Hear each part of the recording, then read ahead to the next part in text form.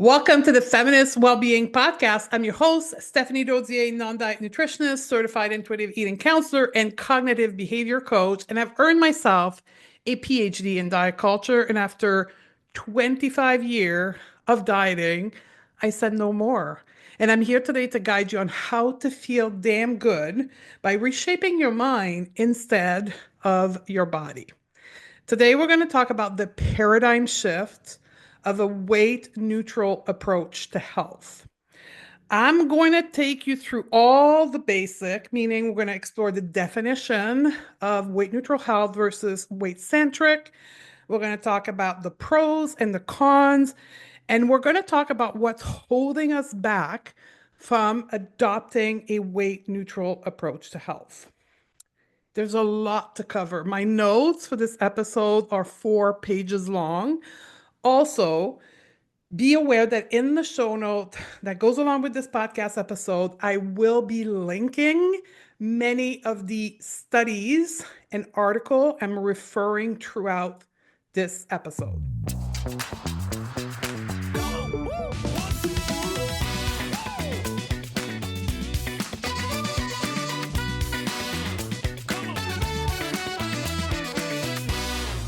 So we're going to start at the very top, and we're going to talk about the definition of weight neutral health versus what most of us are familiar with, which is a weight centric or a weight normative approach to health.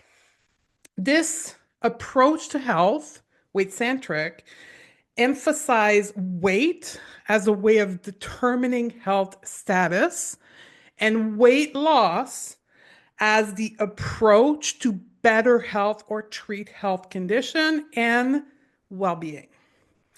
A weight neutral or weight inclusive approach, it emphasizes on viewing health and well-being as multifaceted and directing the effort or the approach to health towards health promoting behavior in an effort to reduce weight stigma. Weight stigma being the shame that individuals feel when discussed their weight in regards to their health. I'm going to start with unpacking further next the weight neutral approach to health. So what is weight neutral approach to health? A weight neutral approach to health support people and their health and their well-being across the weight continuum without attaching assessment or treatment of the individual health or well-being with their weight. So a weight neutral approach to health does not promise, impact, focus, treat the weight of the individual. When we think about nutrition, because that's my specialty, when we think about a weight neutral approach to health, in nutrition, we are thinking about health behavior, eating behavior from a place of adding food in instead of restricting food in. That's the main paradigm of a weight neutral health approach to food, to eating versus a weight centric.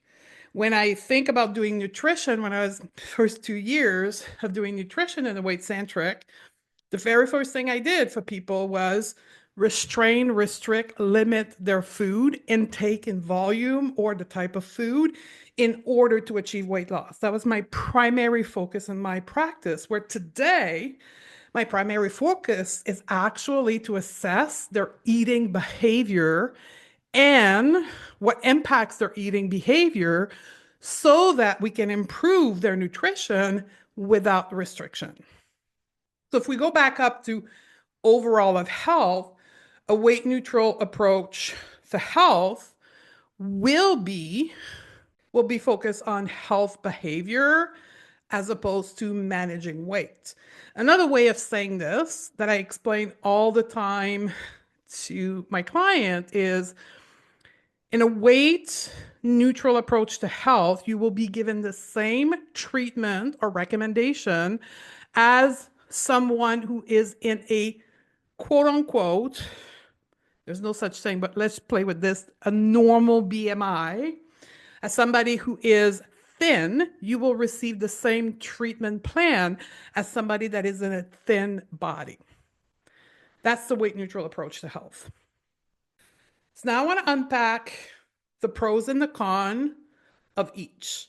In the show note, you will have 2 articles and studies related to the analysis of each of those approaches. Now, the first thing I want to put out there for you to know is there's very limited research in the weight neutral approach to health in comparison to a large amount of data pool regarding a weight-centric, specifically weight loss approach to health. The research associated with the weight-centric approach to health is 99% of the time linked to controlling body weight using the current model that we have, which is dieting and surgery and medication. No, although the observational research with regards to weight loss, drug, and health are very limited because it's very new. Most of the time, when we're looking at health results with a weight-centric health approach, we are mainly referring to the traditional model of dieting, which is caloric restriction and increased movement. So when we look at the weight-centric approach to health, nearly all the positive outcome associated with a weight-centric approach to health is associated with reduction in body weight, and the sustainability of those positive health outcomes, almost all are erased as the weight is regained, which is the paradox of a weight-centric approach to health, is that when we look at the methodology, the protocol to lose the weight, to seek or access health benefit, is intrinsically linked to dieting. And when we look at the research on dieting, it works until it doesn't. So there's always, and no matter what diet we're looking at a usually 10% body weight reduction within the first 6 to 8 weeks, and a gradual regain over a period of 2 to 3 years, which means from a health perspective, there's a slight improvement in health symptoms, and then there's a degradation in the health symptom as the weight come back. And that is why weight-centric approach to health works until it doesn't, because it's centered around dieting, which works until it doesn't work. One thing to note about the weight-centric approach to health, which most of us have been raised into, and what we're offered in most of the standardized healthcare service points in our life, be it private or governmental funded approach to health, is the psychological negative impact that weight stigma is associated with a weight-centric approach to health. And that is now recognized when we look at the research around the weight-centric approach to health. It is recognized that weight stigma has a negative impact both physically and psychologically on the individual. However, there's no solution. The solution is the weight neutral approach to health. So let's unpack that a little bit. As I mentioned in the beginning, there's very limited research on the weight neutral approach to health. The most comprehensive long-term research with the weight neutral approach to health is a research that was led by Lindo Bacon with the Health at Every Size approach, which is a randomized controlled trial. And it showed positive improvement on health of the individual in this particular research, which means they did access physical improvement, for example, blood pressure improvement, behavioral practices such as increased movement. The biggest positive outcome of the weight neutral approach to health is the avoidance of the psychological and physical consequence of weight stigma. So, improve and increase in self esteem and depression and anxiety were expected and met in a weight neutral approach to health. But given the limited access to research, the weight neutral approach to health, it's difficult to demonstrate the efficacy on a large population and on long term. So here's when we start looking at research and we start looking at the evidence, what I call the kicker, right, is that both the weight centric and the weight neutral approach to health have advantage and limitation. And both would require much further research comparing the strategy. I know you're thinking like we should have figured this out by now, but we haven't.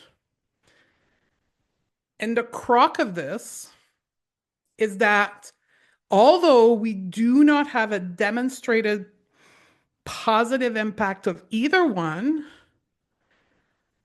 in most access to healthcare, we are not given a choice.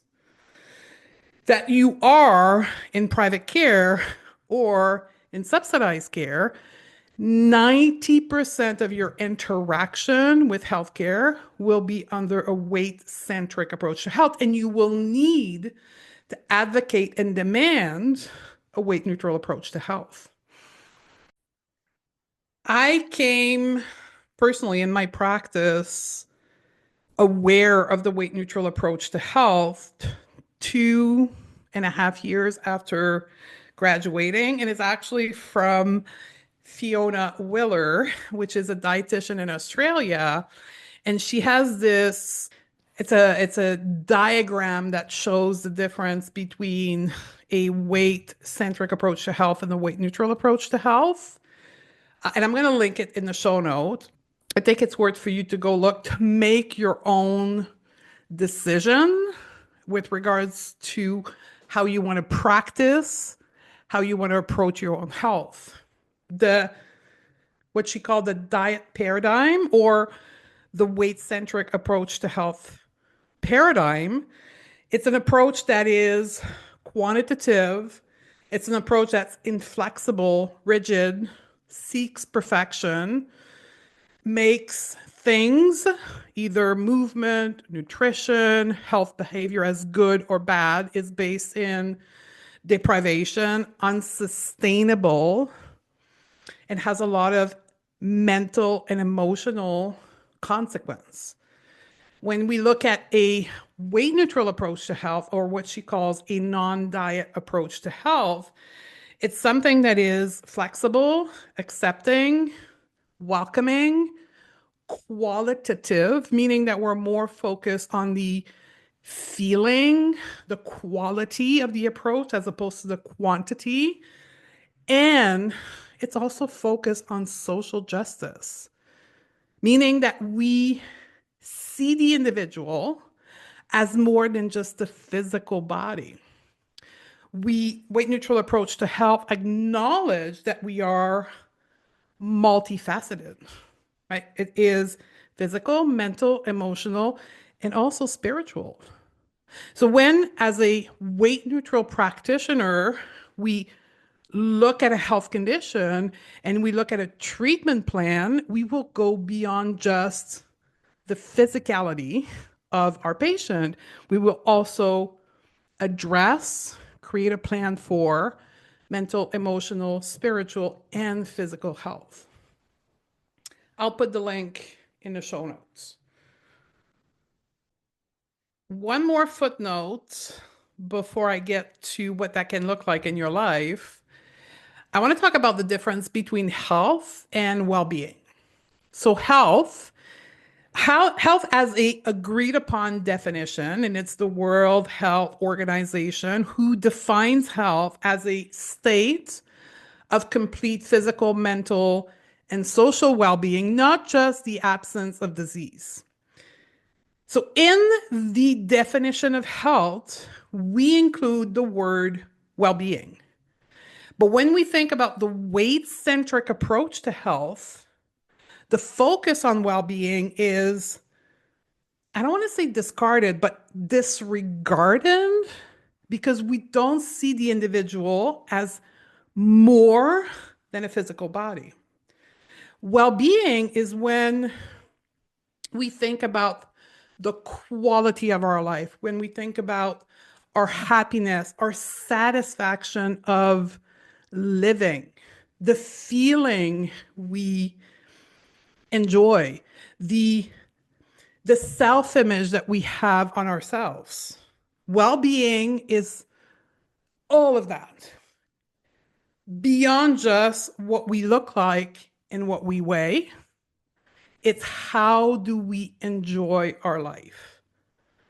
Now, the weight neutral approach to health will say health behavior is an individual choice, meaning you as an individual listening to this podcast have the choice to decide how you want to define your health, how you want to define your well-being. If you want to make your physical health more of a priority than your mental or emotional well-being, where the weight-centric approach to health defines health in a very linear way, in a very restrictive way, where you, I want to say, fall into the philosophy of, I have to. In the next episode of the podcast that's going to be releasing next week, I'll be talking about a concept called healthism. I did not invent that, whereby we make health an obligation on the individual as opposed to a choice. Why is that important? Is when we look at health promoting behavior, when we look at the psychological component of creating new health behavior, we know that when the choice, when an individual capacity to make a choice to engage or not in a particular health behavior is removed, the long-term sustainability of that behavior is very small. When we approach a behavior from a place of I have to versus I choose to, and I choose to do it this way because this is what I value, this is what I want to prioritize in my life, these behavior have more long-term sustainability than the one that are driven by obligation, willpower, and accountability.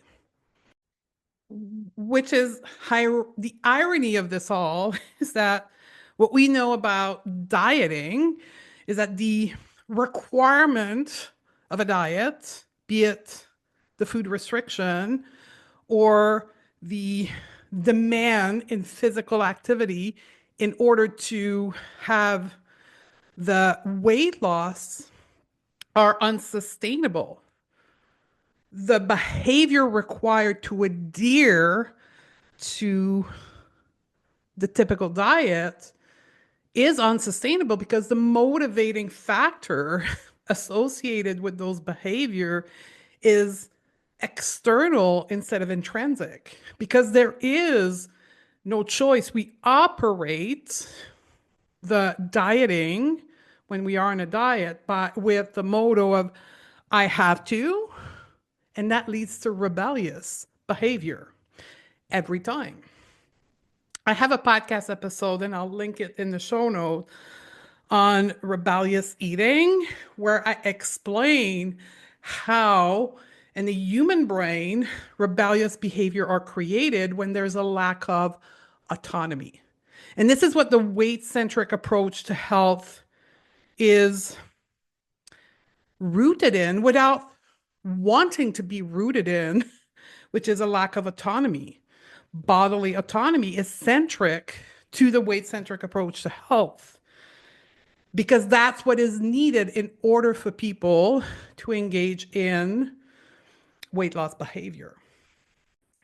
So I wanted to do a quick exercise with you halfway through this podcast, which would be to take an example on a very common chronic health condition like diabetes and show you what a weight neutral approach can look like. I think we're all clear on what a weight centric approach to health would look like, which is, in a case of diabetes or any other health condition, lose weight, either by going on a typical diet, through surgery, through weight loss drugs, but it would be to move yourself through losing body weight. A weight neutral approach to health to diabetes, since not centered on weight loss, what could that look like? To most people, we get lost. We're like, well, I don't know. If my effort towards health are no longer around manipulating my weight, then that means I do nothing. I'll talk about this black and white place where our brain goes into when we are unaware, when we've never encountered, when we are met with something new and we have this blank canvas in front of us. We're like, well, that means that I don't do anything then. So if that's you, if you're listening to this, no matter who you are and you're thinking, well, that means we don't do anything for our health. We just sit around on our couch all day long eating pizza because that's what the weight neutral approach to health is. Right? Just know this is what is called a cognitive distortion. And that's a pathway that your brain takes when feeling uncertain. I'll come back to that in just a minute. So when we approach diabetes, for an example, with a weight neutral approach to health, now I just want to do a quick disclaimer. If you have diabetes, this is not a treatment plan that I say you need to adhere to. This is just an example of what a weight neutral approach to health could look like for you as a person with diabetes. So number one, we approach the same thing as a weight-centric approach to health, except anything centric to weight loss. So we would talk about hydration. We would talk about food choices. Now, food choices without restriction. What could that look like? That would mean food addition. There is specific food, like, for example, almond. Almond has been studied in the context of diabetes and has shown positive impact on blood sugar level. So if you work with a dietitian, a medical dietitian in a weight neutral approach to health, she's much likely to suggest you eat almond. Food addition instead of food restriction. We would also talk about gentle nutrition, helping you pay attention to how certain food makes you feel. Instead of restricting food with a disregard to how it impacts you individually, we would do some testing. We would play around with different food, different timing of eating certain food, different combination of food. Because that's another thing we know, that when food, for an example, higher in carbohydrate are consumed with other macronutrient, be it fat or protein, the impact on the blood sugar level will be very different. So we would help you come up with different way of structuring your meal without telling you what to eat and what not to eat, on how to combine certain food. We would talk about the glycemic index. We would talk about other health behavior like sleep, like movement, like stress reduction, mental health, emotional well being. We would talk about acceptance of diagnoses instead of denial of diagnosis, which is often the approach to diabetes, mainly in the wellness culture, wellness influencer world, where they lead people to believe that diabetes can be reversed, leading people into this place where, again, just like dieting, if I work hard enough, I'll be able to reverse this and be a quote unquote normal person with a normal blood sugar, which we know isn't true. It's a chronic health condition. So, in a weight neutral approach to health, we would do a lot of mental and emotional work around acceptance of diagnoses. We would put a focus on social well being and maintaining relationship while consuming food, because very often the approach, when it's a weight centric approach and a restrictive approach to diabetes, we actually put at risk social outing, relationships centered around food, family dinner, because the individual is under such restrictive eating requirement that they cannot commune around food, which is where a lot of relationship and social touch point are in our current environment.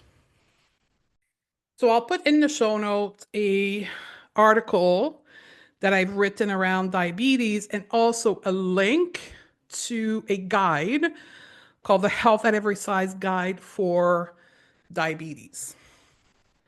Last part of this podcast. Every time I'm having this conversation, what happens is people's internal bias, their internalized fat phobia, their anti-fat bias is triggered. And this is where we have to talk about our choice with regards to either a weight neutral approach to health or a weight centric approach to health being determined by our biases. So earlier I was talking about the black and white thinking cognitive distortion, where when people think that their weight, their potential of gaining weight or remaining at the weight they don't want to be at will not be solved by their approach to health, people have the cognitive distortion of black and white thinking. And I see that both patient and practitioner. And I want to call out all my colleagues who are listening to this podcast right now who are exploring the weight neutral approach to health. It is 100% normal for you to have this knee-jerk reaction to go to black and white thinking that if people don't try to lose weight or restrict food, then there's nothing that they're going to do for their health, that they're just going to abandon their health. It's normal because we have not been trained. We have not received protocol. We have not been educated in the weight neutral approach to health. That you are an MD, a dietitian, a nutritionist, a health coach, 99% of the educational environment that graduated you, certified you, were weight-centric approach to health. Therefore, fat phobic or anti-fat bias environment. So it's totally normal when you hear me talk about this that you have this reaction. Here's what I want you to do. This is where I'm going to step in to my shoes of coach and say, it is totally normal for you to have this black and white thinking. Because this is a space where you have very little awareness, very little training, very little knowledge, and you're afraid. It's challenging everything you've been taught, years of practice you have on your resume. This approach challenges everything. So you're afraid, you feel insecure, and you are uncertain of how you should help your client and patient with this approach. So, if that's you, as a practitioner, or if that's you as a general population person, whoever you are, here's what I would recommend you do. I would recommend that you check in on your internalized fat phobia, your anti fat bias. And I've got the perfect place for you to do this. Harvard University, Harvard, in the United States, is currently conducting a very large scale study on biases. And one of the biases that they are studying is fat phobia, weight stigma, and anti fat bias. So I'm going to put a link in the show note. It's totally free. Go and complete their assessment of your anti fat bias. Step one. Step two, once you have the results, recognize your own bias in your approach to health, personal approach to health, and your professional approach to health. Normalize the reason why you're triggered with the fact that that's how you've been educated. That's how you've been delivering your health treatment coaching up to now. Then make a quality decision. Make a choice of how you want your work, how you want your personal approach to health to move forward. Because you have the choice. You have a choice. Most people have a choice. I'm going to caveat this to say there is perhaps some people listening to this podcast who do not have a choice because of location, because of financial reason, because of other social determinant, may not have a choice on how they access their health. But for most people listening to this podcast, you do have the privilege to make a choice. Will your choice will be guided, directed, influenced by your own biases? Or will it be influenced by how you want your work to show up into the world? How you want to make choices with regards to your own health in the world from a place of choice instead of I have to. From that step, if you choose to start looking into a weight neutral approach to health, then you can start educating yourself to a weight neutral approach to health. What would that look like for you in your particular practice? What would that look like for you given your personal health assessment, your health condition? How will that change your treatment plan for your own health condition, or how you deliver treatment plan for your patient? There is a couple books that I'm going to list in the show notes. Primarily, I want to say the most recognized resource at this point in time, as of December 15th, 2024, is the book written by Lindo Bacon, Health at Every Size. Plus, this podcast here has hundreds of podcasts on various topics related to mental, emotional, physical, and even spiritual well-being that you can start exploring. Then, the first layer of approach is to change the health conversation that you're having with your client, with your patient, and even with yourself. Start broadening your view on health. Start thinking about mental health. Start looking at your client from a mental and emotional well-being. Start noticing their mental and well-being and how that could influence the particular reason that they're coming and seeking health advice from you. And I want you to do the same thing for yourself. I want you to start noticing when you feel a certain way, how is that impacting your own health behavior? And how what you're thinking about creates the way you feel, and then decide if you're engaging or not, or the quality of your engagement and your health behavior. Then I want you to start screening differently. I want you to start asking for people when they come and seeing you their dieting slash weight history.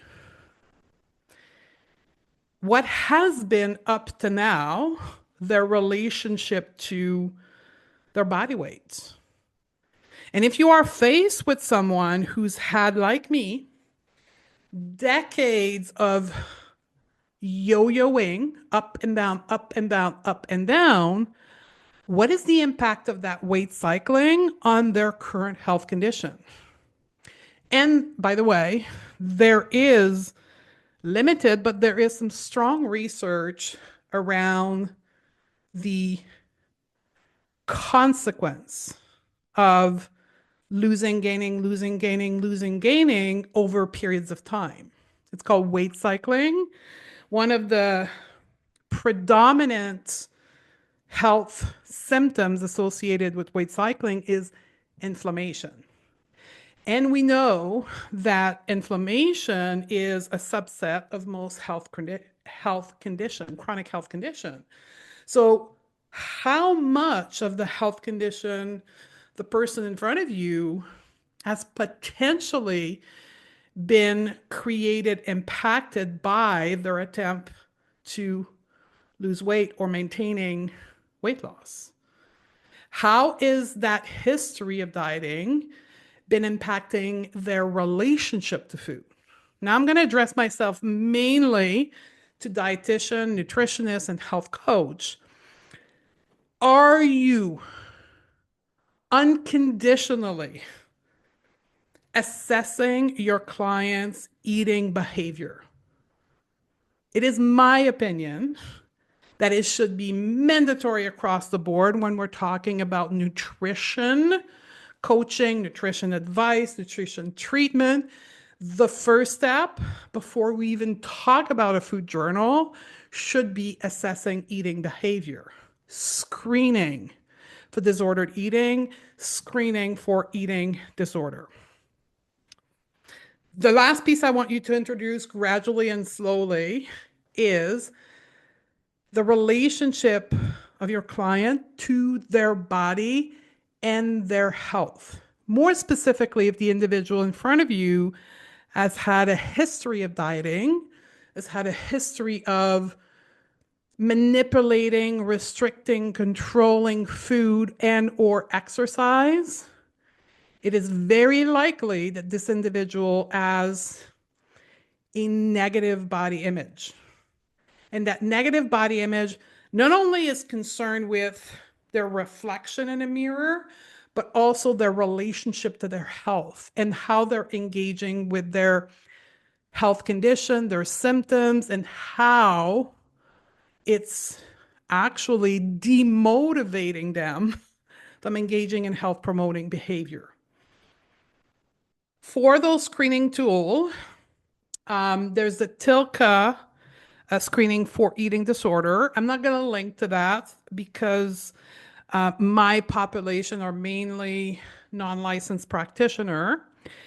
However, I'm going to link to a free, simple assessment that I have. It's called the assessment forms, and it's a 20-question assessment on eating, 20-question assessment on body image, and 20-question assessment on mindset. It's totally free, super easy to use. I'm going to put it in the show note. Go and download it.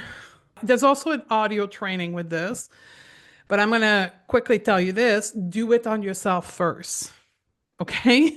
Screen yourself first before you start using it with patients and clients.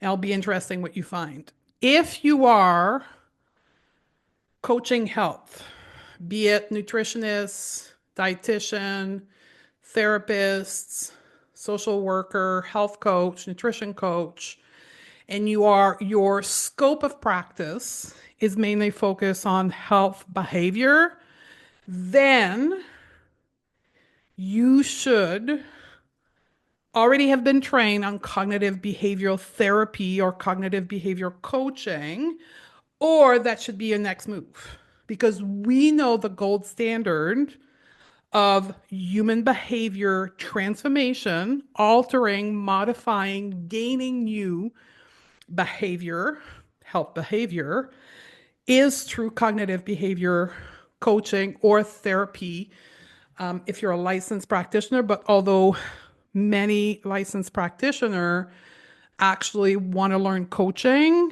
in supporting their client for health promoting behavior, because it's a much more friendly framework than cognitive behavior therapy when it comes to creating and modifying health behavior. That would be the next tool to put in your toolbox in order for you to be able to deliver a weight neutral approach to health. Because if you're not coaching folks, and this is where I'm going to talk to all of you who are currently in the weight centric approach to health, it's normal that you feel unsafe. It's normal that you feel insecure by the weight neutral approach to health because you have no idea on how to approach creating new behavior and modifying new behavior when it's not centered around a plan, a willpower, an accountability, and a structure. And I know for me, it was terrifying. I had no idea how to help people create new health behavior when I was not leaning on the structure, the restriction plan associated with dieting. So it's like a blank, talk about a blank canvas, like a blank land that I had no idea how to approach. And the same for you. I'm talking to the general population here, and it's something that I'm trying to put a name to it. It's very hard for us as individuals when we have been trained to motivate ourselves to engage in health promoting behavior with the reward of weight loss. I call it the dangling of the carrot of weight loss. When we create those habits with the idea that we're going to lose weight, and we remove the weight loss carrot dangling situation, and we're left with just our well-being as the motivating element of engaging in health promoting behavior, it's difficult. We have to relearn how to engage in health promoting behavior when it's not centered around weight loss. And if you're a coach coaching people on health promoting behavior, you need to understand the science. You need to have framework, processes to help people create that motivation, because on their own, they will be like I was, completely lost. You've no idea how to go to the gym or why you should, not only why, but how to motivate yourself to go to the gym or move your body if it's not with the promise of weight loss. So again, makes total sense that you are unsafe, insecure, going black and white thinking to the weight neutral approach to health when you have new tools to help people from this perspective. So I'm going to close this podcast with my call to all the people listening to this podcast that you are a woman, a practitioner. Let's redefine health. Let's redefine health coaching. That's my mission. That's what I do, that you are a woman who wants to learn how to create new health promoting behavior. I can help you within the context of going beyond the food, the course. If you're a practitioner, I can help you with the non-diet coaching certification. But the first step is for each one of you to make a choice. Once you've made that choice, I'll be here to support you. I love you, my sister, and I'll see you in the next podcast.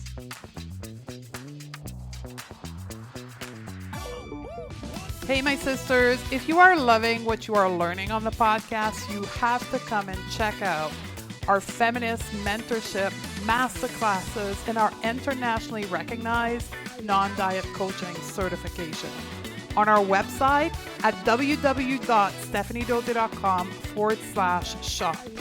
This is where you can get the individual coaching and the support to take the concept taught on the podcast to the next level, embrace our well-being in a way that will expand our collective freedom and power. Come and join myself and other women to learn how to reshape your mind, not your body. I'll see you there.